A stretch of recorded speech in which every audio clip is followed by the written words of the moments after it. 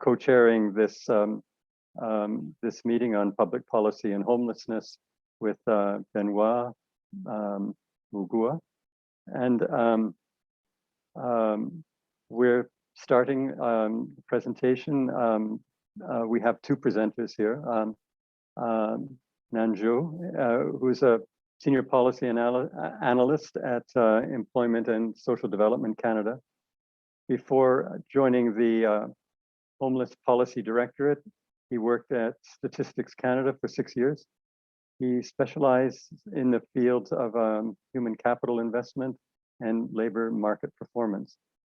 Nan has a PhD, and his current research focuses on the prevention and reduction of homelessness. His presentation is on homelessness and migration in Canada, and it covers, I guess his research covers the years from 2008 to 2017. So Nan, please share your screen and we will, please proceed. Yeah, thanks, Chair. So can everyone see my and share the screen? Perfect. Okay. So thanks, Chair. So the research topic I will present today is the homeless migration in Canada, and from 2008 to 2017. And I need to disclaim that this research and the research findings reflect only my opinion, but not the ESDC's. So this presentation has 5 sections. I will give a literature review first, and then introduce the data used in this research. I will raise the research questions followed by the research finding. And the last section is discussion. So people experiencing homelessness were linked to transience in early research. This has been described as highly mobile and referred to as drifters or transients. So under the transience assumption, people experienced homelessness wandered from place to place that would meet their needs. Because of the social service provided or warm weather in winter, some municipalities may have a magnet effect that attract people experiencing homelessness from elsewhere and make these places become a well-known destination. So the definition of a homeless place is one or a few municipalities draw a disproportionate number of people experiencing homelessness from elsewhere and has thus become a migratory destination.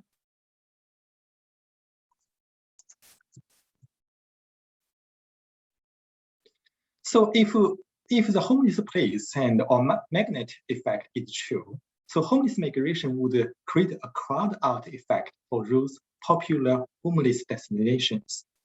Homeless migrants would increase the financial burden on the destination municipality and deplete the local resources. So in response to these and perceived issues, some municipalities adopt a policy that limit homeless service to local residents only. So what's the general direction of flow among homeless migrants?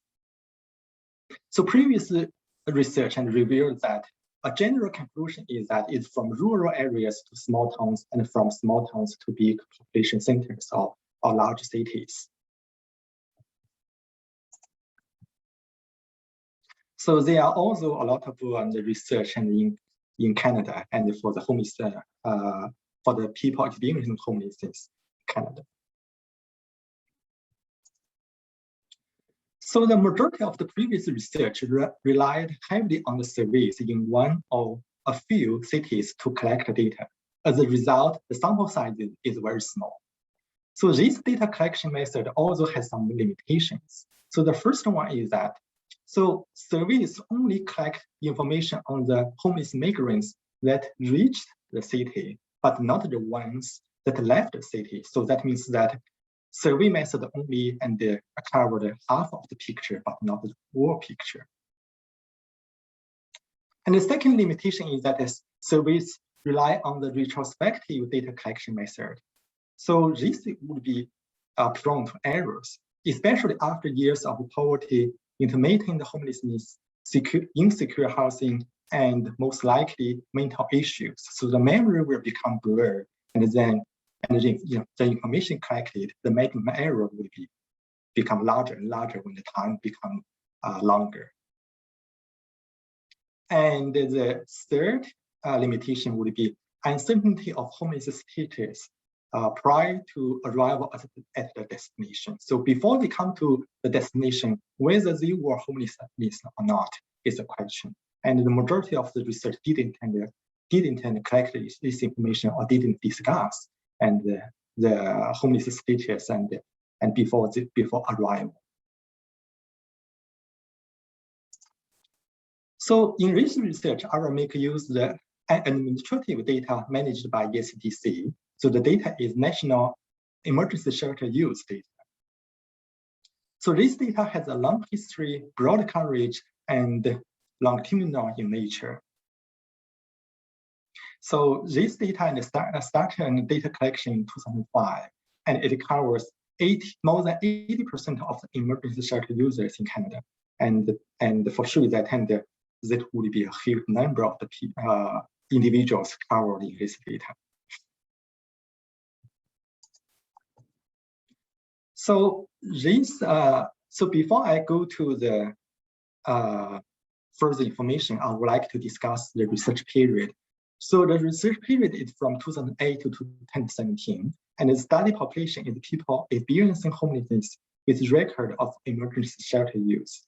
And I will use descriptive statistics and to do the analysis.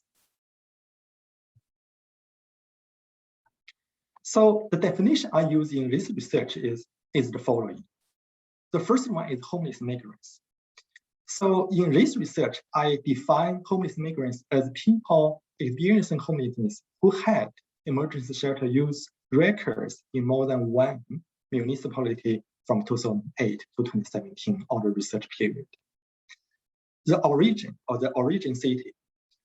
Origin is the municipality in which a homeless person first sought emergency shelter services.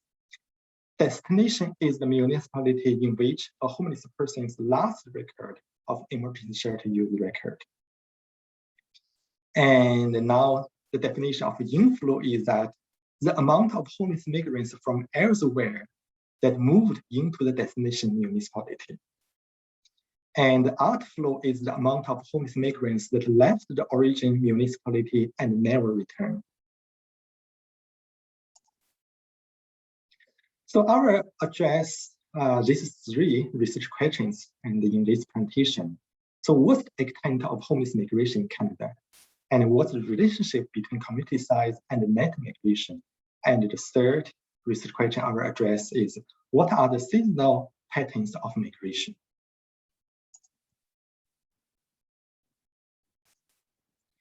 So this slide shows the extent of the homelessness in Canada. So from 2008 to 2017, the data, the national shelter use data, and counts 412,000 people experienced homelessness and in the research period. And among them, large cities and explained 64% of the people experiencing homelessness in Canada in the period. And the medium city is the population between 100,000 to 300,000. And so medium city explains 18.2%. And the small cities explains almost 18% of the homeless population in the research period. And the small city is the cities and with a population less than 100,000.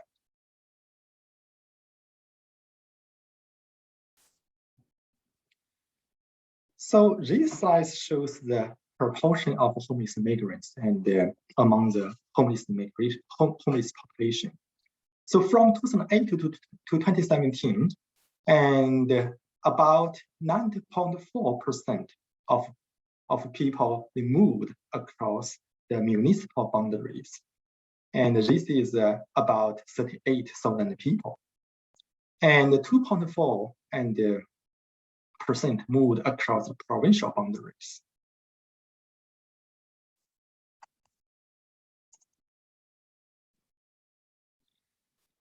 So if we compare the immigrants and the non-migrants, we can see that the first time become homelessness, the migrants was younger than the non-migrants. So the migrants on average, when they first use the emergency shelter is about 36.6 years old.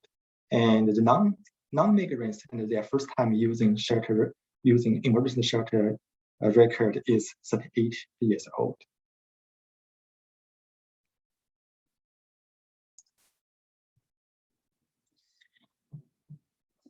And homeless migrants tended to move to similar or large-sized municipalities.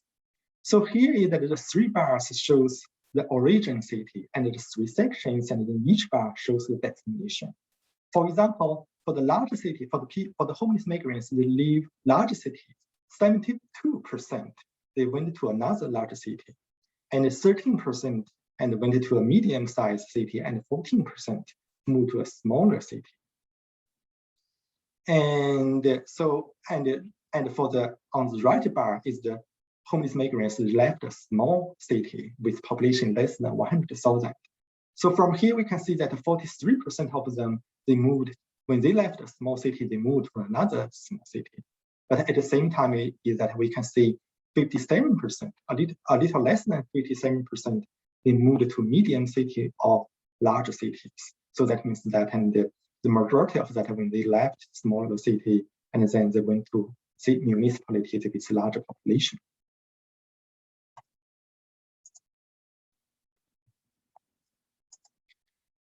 So this slide shows the relationship between the size of a municipality and the contribution to homeless migration. So for example, on the left bar, the large cities explains 50% of outflow of homeless migrants. And they also received 54% of the inflow of homeless migrants. So large cities are net recipients of homeless migrants. And relatively, if we see the right hand, the 2 bars on the right, and then for the medium city and smaller cities, and they are the net contributors among the homeless population and in this research period.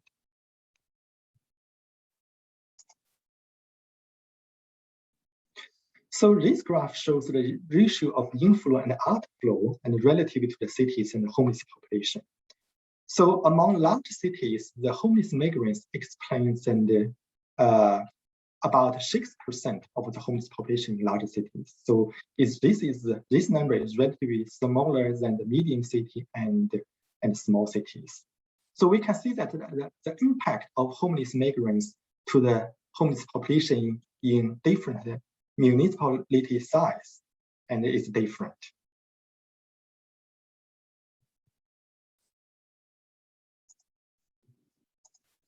So this one shows the seasonal migration, or when homeless people when they migrate.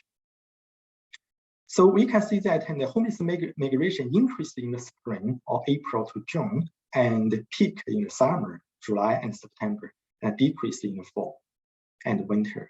And for sure that we can see here is that the seasonal variation is small, but the difference is statistically significant. So this slide then shows the results on the demographics of the homeless migrants. So we can see from here is that male, single, Canadian citizens, and non-Indigenous shelter users were overrepresented among homeless migrants and relative to their representation among the homeless population. If we check the number of times and they migrated, we can see that the groups that most likely to migrate also migrated more often. For example, is that male migrated 2.1 times over the research period. This is larger than female and the other category. And definitely that for here is that we have so many unknowns. So for that one information, we cannot categorize it. So if these unknown people, homeless migrants belong to these unknowns, if we have information, maybe the average times of migrated may be changed. So this would lead to the limitation of this research. So due to data limitations, the results show that this research may be biased. For example, is that the shelter use data and in this research explains only about 88% of the total shelter users and in Canada. So that means that 12% of the shelter users may not be covered by this research. So that means that there would be a downward bias to the findings. And also the coverage in rural areas is very limited and no coverage on the reserves. And although this research didn't have any data on the people, they never used the emergency shelter, and these and the homeless people, including hidden homelessness and sleep rough, and those that live on reserves or live with their families. And that's all my presentation. Thank you very much.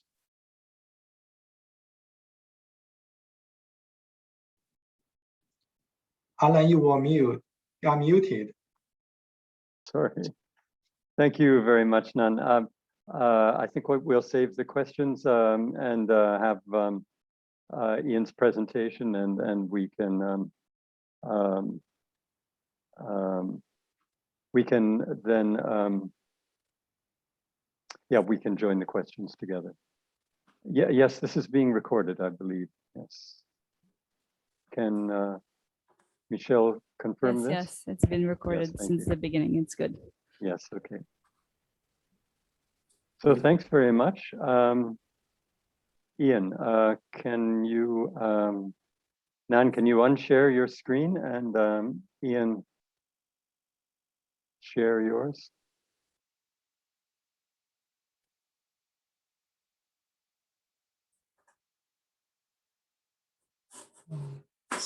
Just 1 second. Okay, thank you.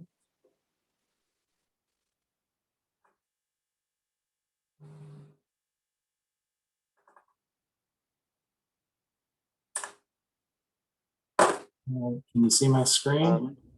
Yes, just a moment.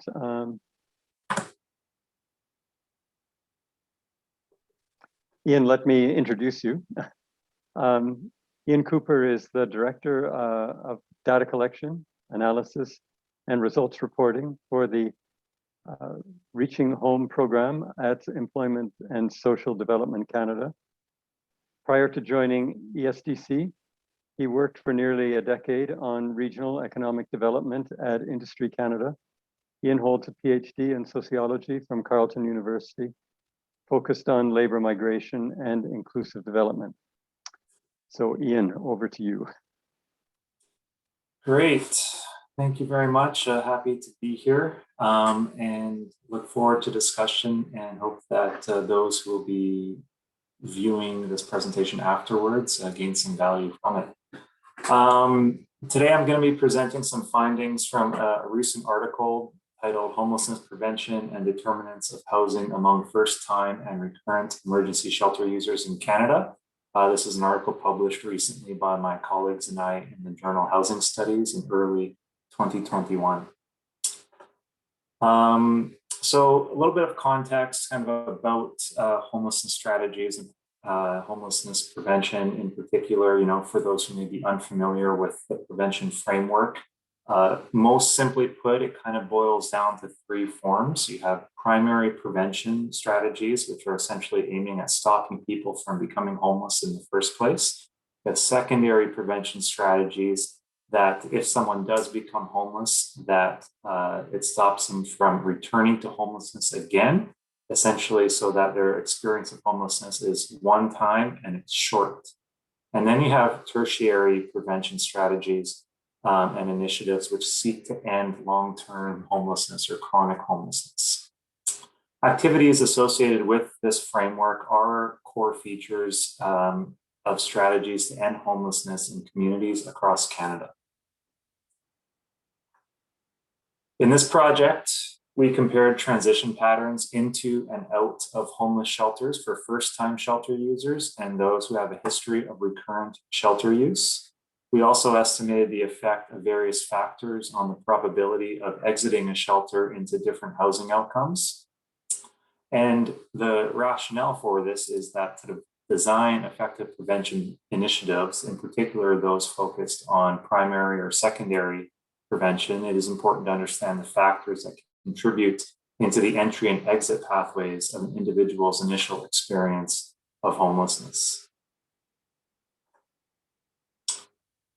So a discussion on our kind of methods and data source. First of all, it's important to note that this study only looks at those people who are homeless inside the shelter system. It does not capture experiences of homeless for those who may be living on the street, for example, or who may be experiencing hidden homelessness, like couch surfing, for example.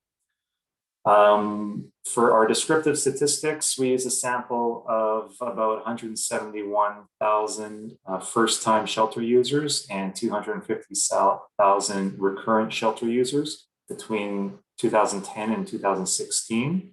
For regression, our sample included 43,000 first-time and 213,000 recurrent shelter users, all of whom were aged 25 and over. So we removed a lot of those who had entered as part of a family, children and youth who would have entered as a group. Next slide.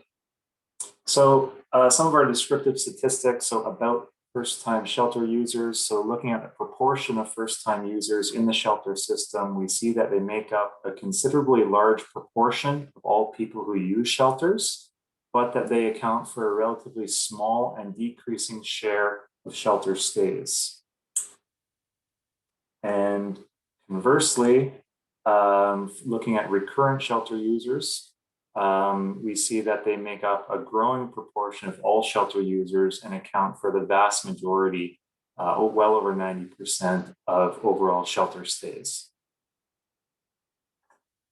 If you want to know more about the demographics of the sample, if you compare the two groups, we see that on average, first-time shelter users were younger, more likely to enter as part of a family, and to be female than recurrent shelter users. All right, so we also looked at the reasons for shelter stays. So in the data, people who enter shelter do identify kind of why they're entering the shelter. And we looked at reasons for exit as well. But looking at for the reasons why people use the shelter, we see that pathways into homelessness differ between the two groups. For first-time users, the reasons were much more evenly distributed and spread across various reasons than for recurrent users.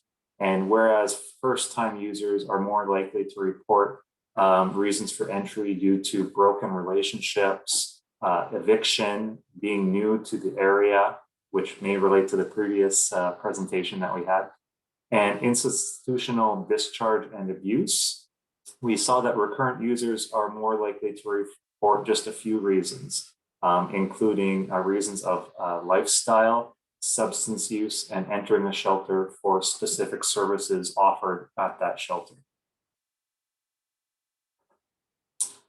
When you overlay the reasons for entering a shelter with the various housing outcomes, including exiting into a newly acquired housing, exiting into other housing, so for example, returning to their previous housing, or exiting with a non-housing outcome, we see that first-time shelter users are more than 3 times more likely than recurrent users to exit into new or other housing. For first-time users, those who entered due to a broken relationship were most likely to exit into new housing. For recurrent users, they were less likely to exit into housing regardless of their reason for entry compared to first-time users. Moving on to our regression analysis, I wanted to highlight some of the variables. So we did regression. For analysis, we used a multi-nominal logit regression model for 3 samples of shelter users. So we looked at all users together, separate first-time and separate recurrent users, to facilitate comparisons across and within groups of shelter users. We looked at the impact that a variety of personal and structural factors, which are on the right-hand side of the slide, have on the likelihood of exiting into various housing outcomes, again, based on newly acquired housing, exit into other housing, and exit into non-housing outcomes. Looking at the sample of all shelter users together, when other variables are held constant, we found that first-time shelter users were more than 2 times more likely to exit into housing than recurrent users. We also found that being part of a family also had a much higher likelihood of exiting into new housing compared to single adults. And we found that the odds of exiting into new housing vary significantly based on the reason for shelter entry as well. So those with the highest likelihood of exiting into new housing reported a broken relationship or fleeing abuse, while those with the lowest likelihood identified lifestyle, seeking specific services, financial crises, or substance use.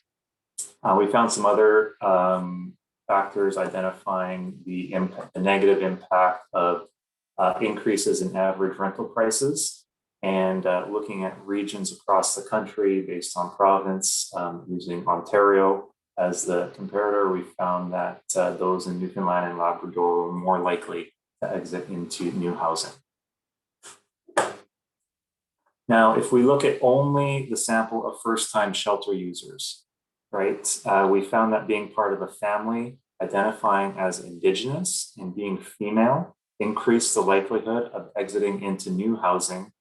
And furthermore, looking at the reasons for entry into shelter, those who entered as a result of broken relationships, fleeing abuse, or being evicted, being new to the area, increased the odds of exiting into new housing.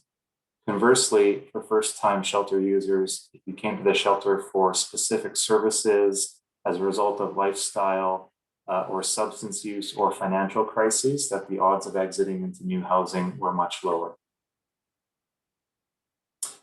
There were no significant regional differences across the country for first-time shelter users exiting into new housing, and like the overall sample, we note that every $100 increase in average rental price reduced the likelihood of exiting into new housing at 25%.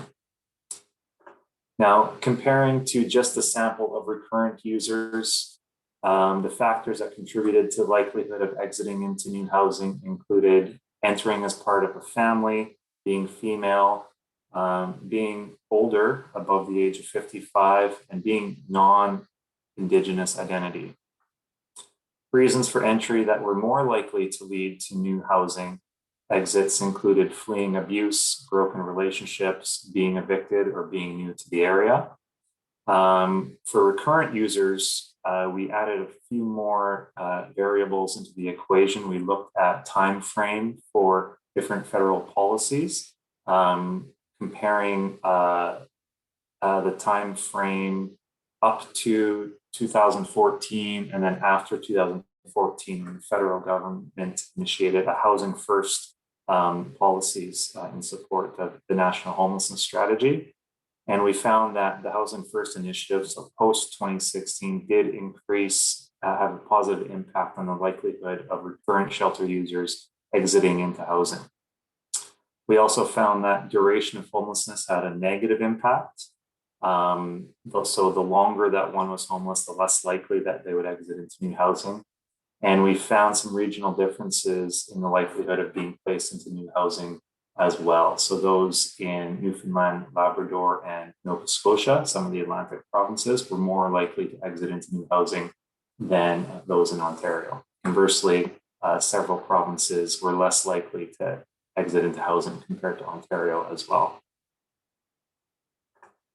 So moving on to discussion and conclusion, we hope that this study will be useful for communities and service providers to help design effective prevention initiatives to stop people from falling into homelessness in the first place. And if they do, that their experiences is one time and that it's short.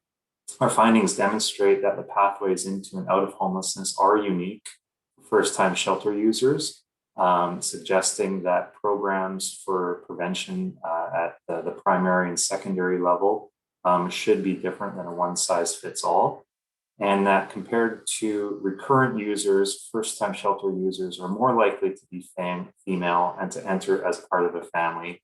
They're more likely to have varied reasons for shelter entry and more likely to exit homelessness into new housing, irrespective of the reason for shelter entry. As indicated earlier, this is over 2 times more likely to exit into new housing. Findings suggest that the composition of existing primary and secondary prevention strategies across Canada do not sufficiently meet the needs of those experiencing financial and substance use challenges based on the very low likelihood of people who enter for those reasons exiting into a successful housing outcome. So I welcome any questions and happy to discuss these findings. For those who would like to learn more to access this article, here's a link, or you could always just Google the title of the article or the journal Housing Studies. Thank you very much. So thanks very much, Nan and Ian. I think you both have a tremendous opportunity with the database of ESDC to to capture some really interesting information. Just a question to both of you. I know you probably don't have any accurate answer to this, but what proportion of the homeless do you think you capture? People who actually access shelters. What generally, what do you think the proportion of the homeless actually have access to the shelter service? It's a good question. The data that we had, did not capture, those experiencing homelessness outside of the shelter. I understand that. Sure. Recognizing though that at some point in, like, most experiences of homelessness for anyone are short, and for most people it's one time, right? For those who are homelessness for a longer period of time, the longer you're homeless, the more likely you are to engage the system at least one time. I don't know what's on the screen, basically.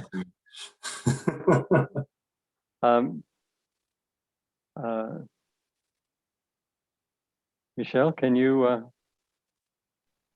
I don't even know who is sharing its screen. Maybe you should get them out. Yes, I'll do this. Yeah. Oh, okay, this is better. Okay, yeah, good. I've seen this in another Zoom conference. Some virus got onto somebody's system, and yeah. Yeah, so going back to my response, the longer someone's homeless, the more likely that they are to engage the shelter system at least once. I've seen some analysis suggesting that, over 2/3 of those who are homeless may engage the shelter system. We've done previous research point-in-time counts, so essentially street surveys of homelessness, and the results show that generally, a quarter of those surveyed, and these are large surveys across multiple cities in Canada, that a quarter of people surveyed had not engaged the shelter system in the past year. They may have previous to that, but I think that kind of speaks to a general estimate of the proportion of people not engaging the system. Good, yeah. Okay. Ian, I already tipped you off to the question that I was going to ask you about the impact of the COVID pandemic on homelessness, and you mentioned the lifting of the moratorium on rents in the US. What is the situation in Canada?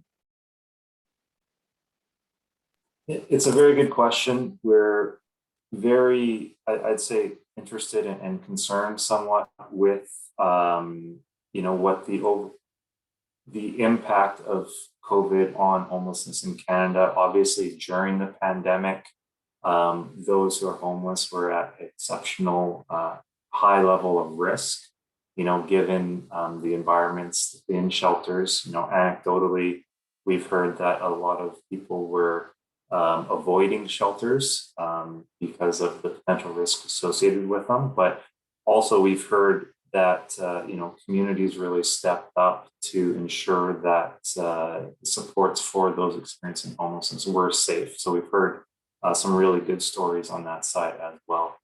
I'll let Nan respond to this a little bit too. We've done some preliminary research looking generally at the impact of recessions on homelessness in Canada, and we can see that there's generally a lag effect, right, between the time when there's a recession, which I think is you could apply to the situation resulting from COVID, but from the time that there's a recession, you often don't see people falling into homelessness immediately, right? Like it can take time for people to exhaust their financial, social capital resources.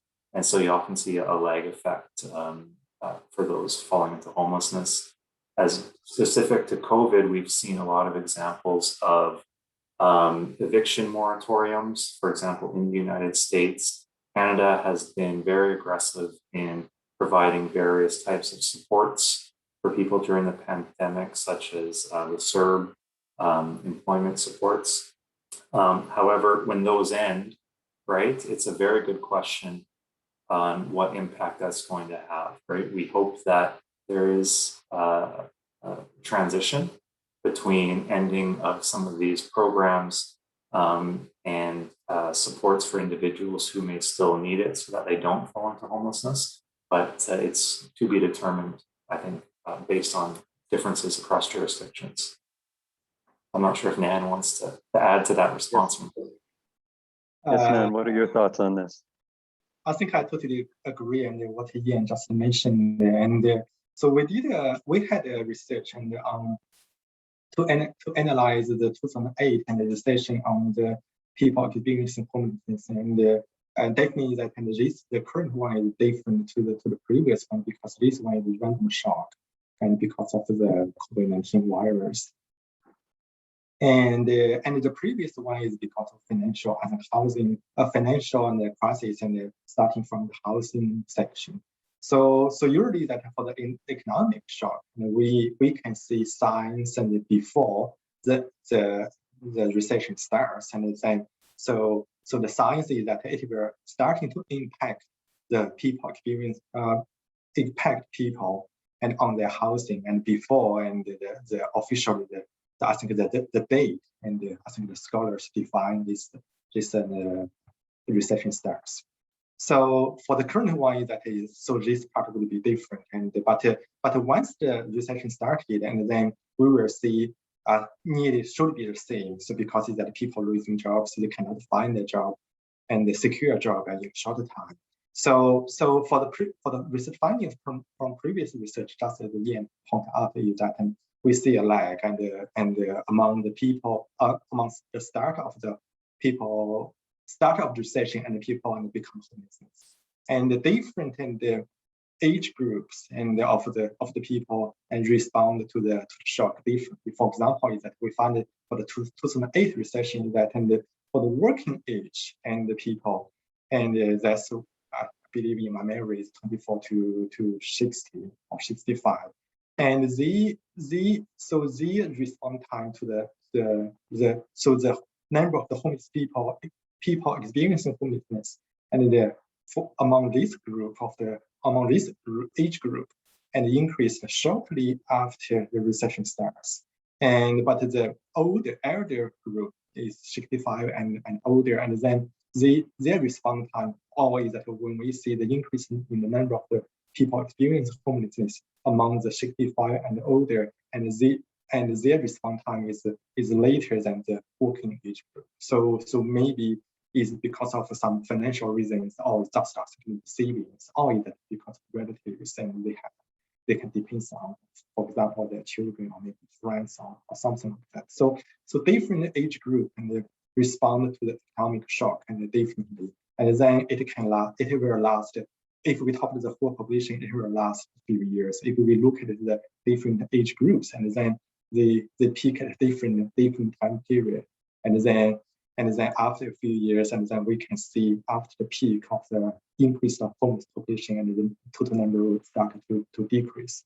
So for the current economic recession, I think that we may see a similar situation, but for sure that the uniqueness of this recession is that it's random shock, and then I believe that a lot of governments, they have some policies to I think to cushion the shock on the people. For example, is that in Canada is that we have the CERB, or just emergency funds for provided to the people they cannot work because of the lockdown of the economy, or I think the mobility. So once the CERB ends, or once the eviction and the recent has been lifted, and then we may see an increase of the homeless population. And after that, so this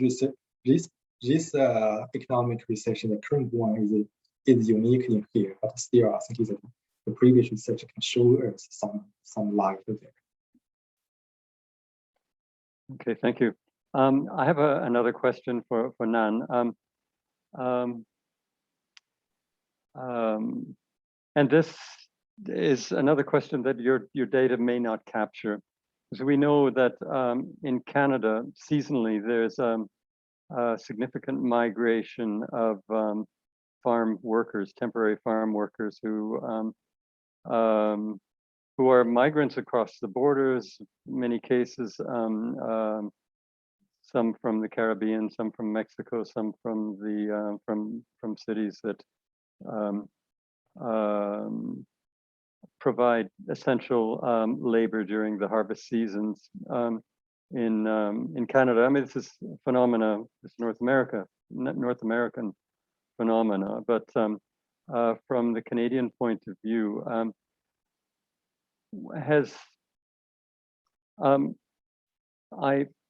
I understand that that data probably wouldn't be captured in your data sets because people would be not accessing the shelter services. But from your experience as a researcher on labor and migration, what is your view of this, and what is the impact again of the COVID pandemic when there's not a free movement across the borders, and or even between possibly even between provinces? So what are your thoughts on that question? Yeah, that's a great question. And so the data, I never, and I think that check and this group people individually. And the data, I believe the data can capture some of that. And so in the slides I showed for the number of times moved, and so the categories, the Canadians, indigenous and immigrants. So for the immigrants, actually is not only immigrants, it's including the immigrants to Canada, the people they have student visa, they have work visa, or that they don't have any maybe legal certificate. So these group people are there in the data, but definitely that, and the reason I didn't separate this group into maybe further, and it's because of if I separate them into a little further, and then there's not enough observations. So for the homeless, for the people, and I think using the working visa, they entered in Canada and legally, and then working for the farms and things like that. I read a lot of news about I think the infection rate, and at least for some of the areas or some of the farms. So at some time the infection rate is very high because of the living conditions is crowded, and we we cannot do any further analysis on that. So I don't know what kind of procedures has been adopted in the farms and then to prevent the further maybe infection, or is that to prevent them to move to use emergency shelter and provided by communities and municipalities. So we really don't have any information. And I believe that if we use the pit count data, we may be, so it's point in time counts, I think just as Ian previously mentioned. So this is a survey across the cities and across communities. And this survey asked further questions on demographic and maybe socio-economic and the questions on characteristics on that. So if we use the data from the pit count, we may be able to see a little, to gain a little light on this group of people. But at this moment, I don't have any information I can provide. I don't know if Ian has any information or how has any thoughts on it. Yeah, I know there may not be data, but I'm interested in what impact will this if there's a constraint on labor migration due to the pandemic, what impact is this going to have on the agricultural economy of provinces in Ontario, in Canada, that actually depend on in the harvest season in any case? Yeah, it's just a I understand that there's probably no one's collecting that kind of data. it is. The question's a little bit outside the scope of the data that we have in our hands. For the most part, like Canada has a robust temporary foreign worker program, and for the most part, kind of international migration associated with that farm labor is handled through that program.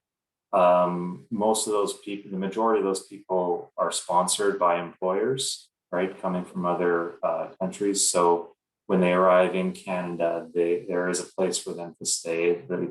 Very unlikely that they would touch on to the homelessness shelter system, unless for some reason they are no longer in the accommodations that were outlined for them at the beginning. That at the outset of the pandemic, I don't have the data offhand, but I think there was a lot of stories and work around looking at how to ensure that flow of labor, which is important for industry, did not grind to a halt. So I think measures were put in place to ensure that some of that stayed, continued. However, I imagine there was an impact, at least somewhat on it, and it would have, repercussions for the industry and potentially at the end of the day on the ability to get the most out of it. Okay, thank you. One of the objectives of the ICCCASU program is to share experiences between different regions, different countries, well, particularly Canada, Africa, China, and this year Latin America and the Caribbean as well. The issue of homelessness really varies and is quite different in the different regions and countries that ICCCASU is dealing with. I know from the African perspective, the result homelessness is the result of in many cases of forced removal, lack of tenure rights of the poor.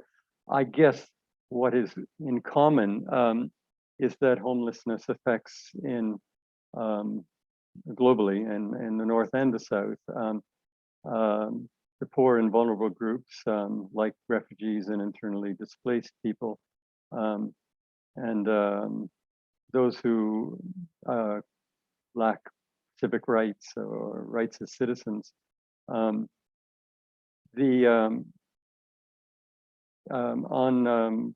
Wednesday, Leilani Farah, the former rapporteur for the UN on housing rights, talked about the right to housing, and she indicated that she was pleased with reforms in Canada, recent reforms in Canada, in terms of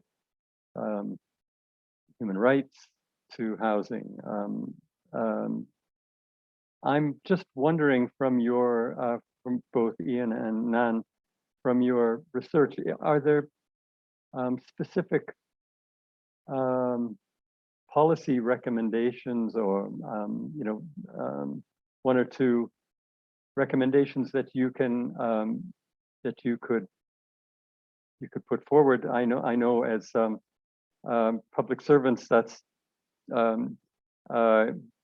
this is the realm of politicians, etc. But as researchers, I think the lessons that you've drawn could lead to improved public policy. So could you, from each of you, from your research, draw out one public policy recommendation that would come from your conclusions, from your research and your findings? Yeah, I can start off on that. Like what I presented today talked a lot about differences between first-time shelter users and recurrent shelter users, right? The literature often uses slightly different typologies of those experiencing homelessness, and in particular, a group of people who are considered to be chronically homeless, right? So those are essentially, people who have been homeless for a long time, but there's often a multitude of underlying factors associated with that, right? What a lot of research has been conducted about the fact, so in Canada, these people who are often chronically homeless have been shown to take up a disproportionate amount of the resources available across the social sphere, whether it's health resources, whether it's other social or economic resources, the judicial system as well. And so there's a societal prerogative, in addition to a moral prerogative, to look at how we can best provide supports to get these people, off the streets into housing, to work and get them back into society. One of the policies that has been shown to work is what's called housing first, essentially, as opposed to more traditional models, which look at ensuring, okay, get the person or an individual who may have mental health or substance use programs, we'll deal with that first. After that, we're going to deal with them getting you a job, and then we'll look at getting you into housing. Housing first kind of reverses that and provides you with a place to stay, a home of your own at the outset, and has wraparound services to support you with mental health, substance use, and employment challenges, for example, at the same time, right? So when you're looking at the kind of recurrent or chronic homeless population, Housing First has a long and strong track record of demonstrating that it works. And so I think when it comes to those tertiary prevention services for people who are experiencing recurrent shelter use or chronic homelessness, that Housing First is a policy that communities can follow, to help combat long-term homelessness in their communities.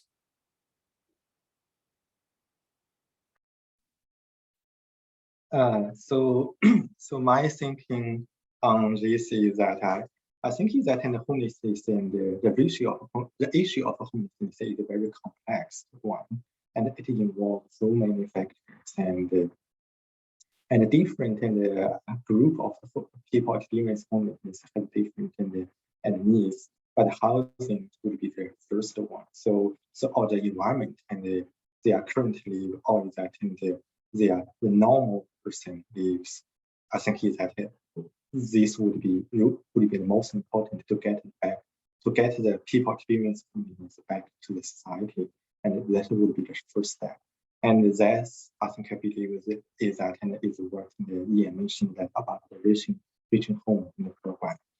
And so for me, I think is that and the people experiencing chronic homelessness, and they get out of the society or the normal society for a long time. And if we don't give them a house first, then it would be hard for them to get back and to solve all the rest of the issues. So housing is most important for them. And also I want to mention that, and some I think is that because the majority of the people experience homelessness is temporary. So, and some of them may stay there longer and then become chronic homeless. So if we want to end, so that means that homelessness or chronic homelessness, there will be a two things we need to address to end the homelessness, the inflow and outflow. And the outflow definitely that we provide service, we provide housing and to the people experiencing homelessness, and then help them to solve the issue. Now is that we will need to address the inflow of the homelessness at the same time. So for the people become homeless temporarily, so they may just lose their house, and then before they find the relatives, or is that before they find a secure job, and then to find another secure and housing. So between that, I think is that and we can do a lot to help them to move out, to prevent them become chronic homeless. And then I think is that there will be another very important thing other than and provide housing to the chronic homeless people. Okay, thanks. I just wanted to go back to the issue of lessons. I mean, you've pointed out recommendations in the Canadian context, but lessons that could be shared or between countries in the global south that are part of the CASU network. And particularly, Nan, I wanted to refer to your analysis of the migration and the migration from smaller to medium and larger settlements or larger cities, urban areas. And I think that's a pattern that exists globally. My own organization, we've been involved in war-affected conflict situation and post-conflict situation, and certainly the war, in our case in Angola, but in many conflict countries, produced a kind of forced migration of populations into towns and then into the major metropolitan centers. So that progression of migration, I think, is it happens in conflict and in non-conflict situations when that process is an economic migration for poverty alleviation. It's migration out of poverty is one of the themes that that researchers, investigators are looking at in certainly in countries of the global south. But one of the issues related to migration, and to some extent, Nan, I think you referred to this when you talked about migrants being, let's say, lower on the list, if not discriminated against by municipal authorities who would prefer to provide assistance to residents of their neighborhoods, and that principle of rights to housing or rights to shelter, I think, can be scaled up to an international challenge of migration across borders, but also in-country internal displacement of populations due to conflict or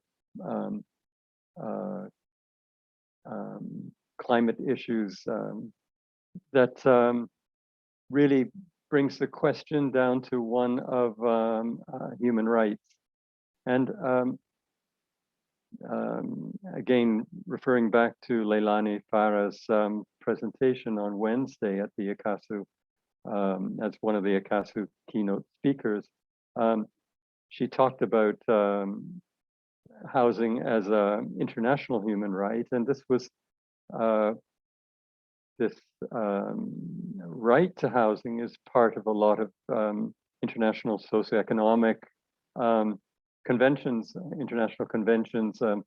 It is a principle that is part of the UN Habitat's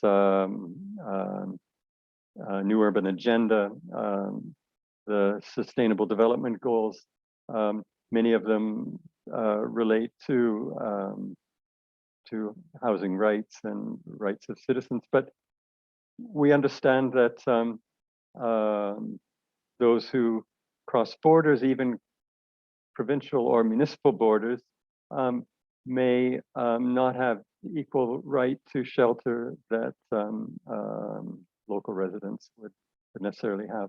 So I think my conclusion is that as a rights issue, this is not confined. I mean, I think we can find reflections in your research in Canada, international experience. Unfortunately, we didn't have in this panel session other presentations from the countries or the regions that ICCCASU is trying to address. But I think, well, the scale is different. The issue of citizenship, whether you define it locally or nationally, and the issue of poverty. I mean, these are all determinants of or factors that influence the real right to housing. In fact, so those are some of my conclusions. I don't know, Ian, if you have any concluding remarks. We are winding up in a couple of minutes. No, I think there are parallels for sure. You know, one of the findings that I found most interesting out of Nan's piece was looking at the general scope of migration, right? Like if you look at across cities, you know, 10% is a significant amount, but in Canada, a lot of the jurisdictional issues and solutions come through, hybrid and complex net of supports provided by various levels of government, not the least of which is provincial governments. And data shows that even though there's, you know, a relatively sizable amount of migration happening across the country from municipality to municipality, that for the most part, it's happening within provinces, right? So yes, people move, but for the most part, people don't move far if they don't have to, right? And I think there are parallels there that apply internationally, right? When it comes down to, you know, whose people are these? At the end of the day, they're still the same people, right? Even if they're crossing a municipal border, often they're not crossing the provincial or state border, right? So I think that's a lesson for policymakers, especially at those kind of more regional, provincial, or state levels. Thanks, Ian. Nan, do you have the final word? Maybe I'll make it very quick. So I totally agree on I think housing is a human right, and it's actually, I think it's a basic human right. Everyone should have a roof over their head. So for the homeless issues, I think it's very complex issues, and it's not only related to economic, and also it relates to so many other aspects. So such as the mental health and the safety net of the society and etc. I think that it would be impossible to use one paper to answer all the questions, but definitely that I think for the future research, I think all the scholars across the world will try to address these questions from different angles. And hopefully in the future, I think there will be more research and come out, and then we will see this question and maybe see this issue more clearly. And that's all from me. Thanks very much, Nan. And thanks, Ian, Nan, for your, I mean, this was really a very interesting presentation. We will do our utmost to make sure that it gets distributed more widely, and I hope you will be getting some feedback from once the presentation gets posted on the conference site and hopefully in the public media. So thanks once again. And I just wanted to mention that at 12:30 we have the award ceremony and the end of the final wind up for the conference. So I hope you can attend that as well. So thanks, and thanks Michelle for your technical support. So see you later. Thank you. Bye.